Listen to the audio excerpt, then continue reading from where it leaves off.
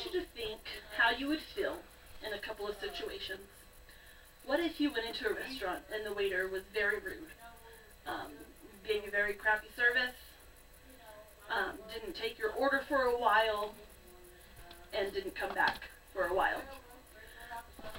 What if you went into a store and they were really busy and there was no one around to help you? Would that make you upset?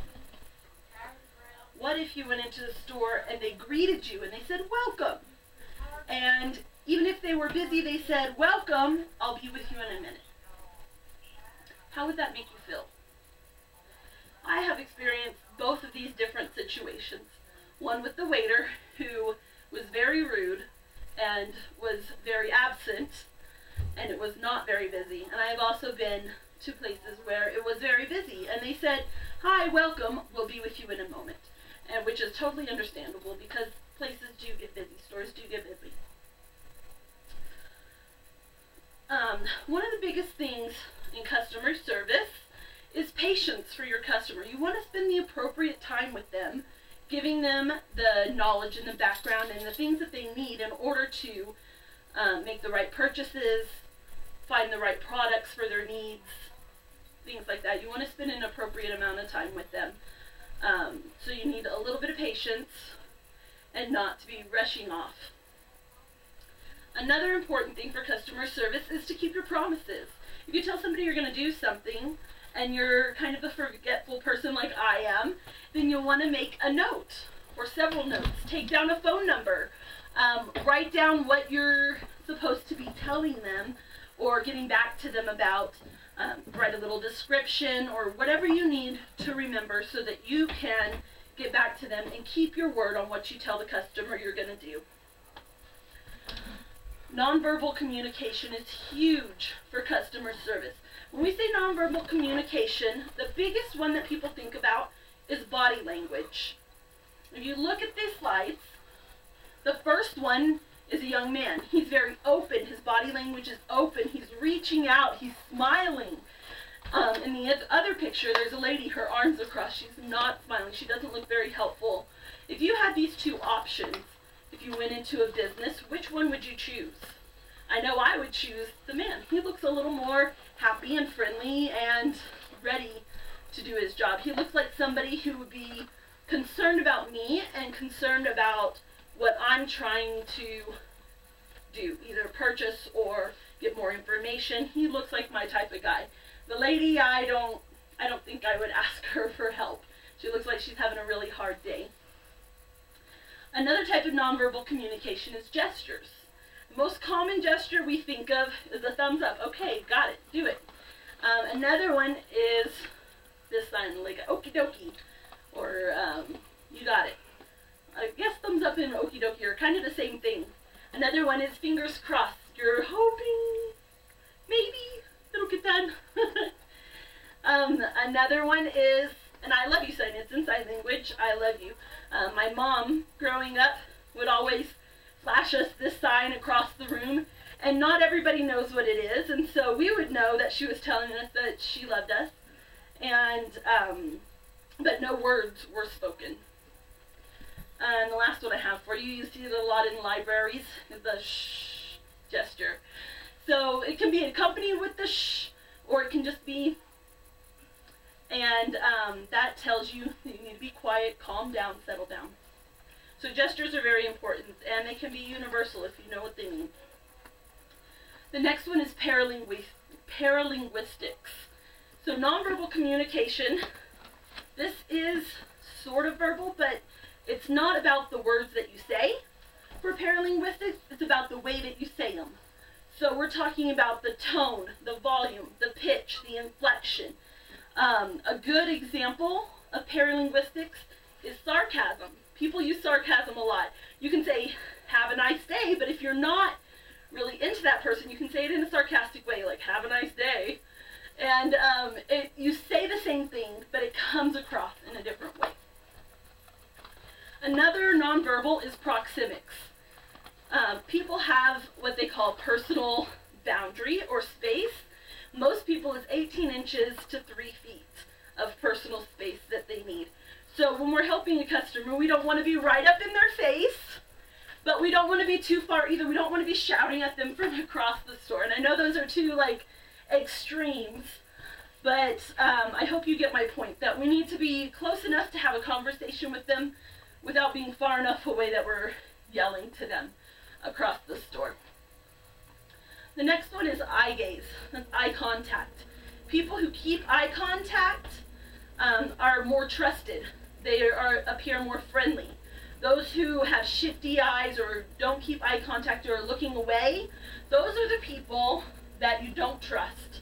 They seem a little dishonest, like they're trying to hide something. So eye contact is important when you're talking to somebody. Another one is appearance. If we dress as the dress code tells us to dress, which I know here is a Scales and Tails shirt and jeans, then that gives the appearance of somebody who works at the store. So it tells people that you're working there. It also tells people that it's, with the jeans, it's kind of a casual environment. I mean, you don't need to dress professionally when you're messing with reptiles and rodents. But on the other hand, we don't want to come in like this guy in our pajama pants and a hoodie sweatshirt and just looking like we rolled out of bed, because that also says something about us, and it's usually not something good. Another type of nonverbal communication is artifacts.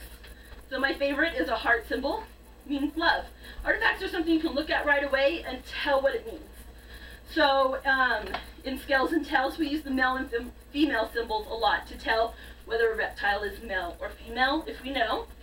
Another example is a peace sign. It can also be a uniform, like a doctor, firefighters, or police officers. You could add in here your Scales and Tails uniform, your shirts that you wear. It tells people that you are an employee of the store. That's an artifact that you wear. The next one is haptics. So in business, we don't use haptics a whole ton because haptics is touching.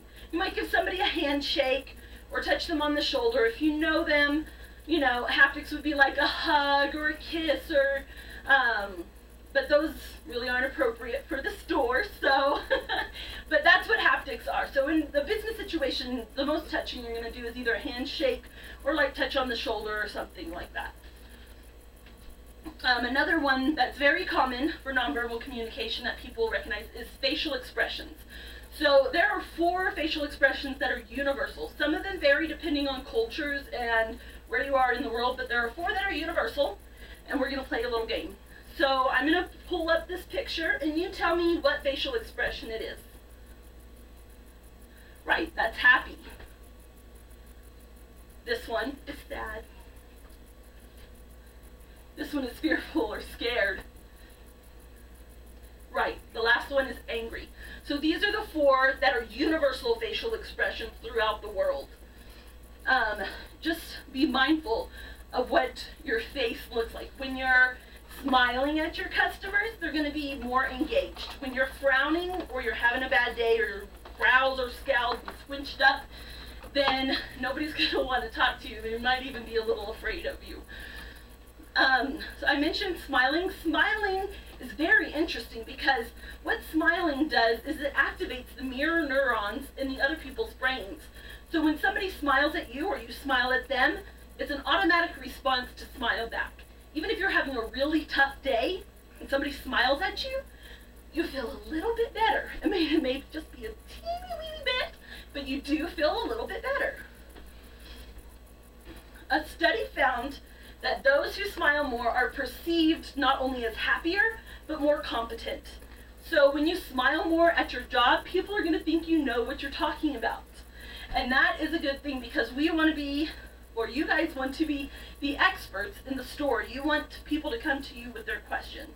So if you smile at them, they're going to think that you know what you're talking about. Another big thing for customer service, this is smiling was the end of the nonverbal.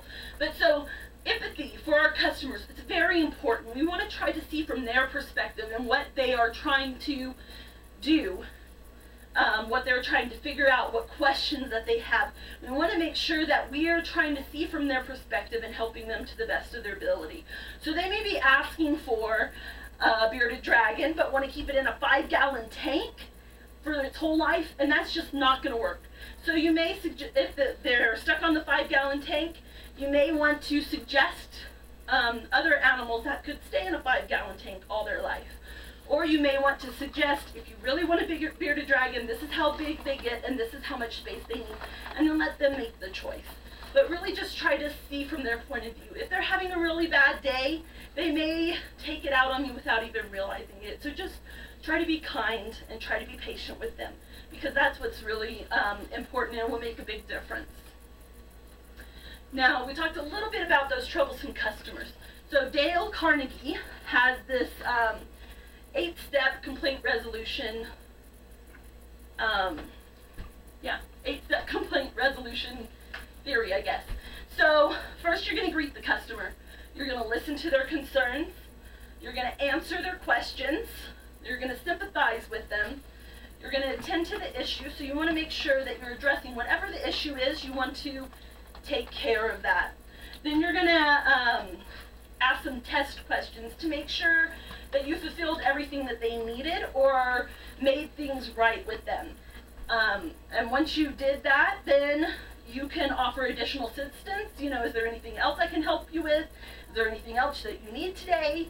And then finally, follow through. If you make them a promise that you're going to do something, make that note and follow through with them. Call them back, and not like 2 weeks later. Try to do it within a day or two, because that's probably what they're looking for, is as soon as possible. If you know it's going to be longer than a few days, just let them know, you know, it may be a week or two until I can get that information to you. Finally, a satisfied customer is the best business strategy of all, was said by Michael LaBeouf. I think this is really important. When our focus is that ultimate goal of providing the customer with the best possible experience that they can have, they're going to tell other people. They're going to come back to the store. They're going to bring other people back to the store. And that's the most important thing in customer service. So back to my story. My husband and I had gone to a restaurant. We got really poor service. This waiter was chatting with his friends the whole time and barely came over a couple of times just to bring us our drinks, bring us our food, and then bring us the check. It was really like 3 times. And we did not leave him a very good tip. It was really, really poor service. On the other hand, the store that I go into that always says, "Welcome, hi, how are you?" Or, "Welcome, I'll be with you in just a moment," if they're busy, that store is scales and tails. So I think you guys are doing a great job, and I hope that you'll take these principles that I've given to you today and make your customer service experience even that much better. Thank you.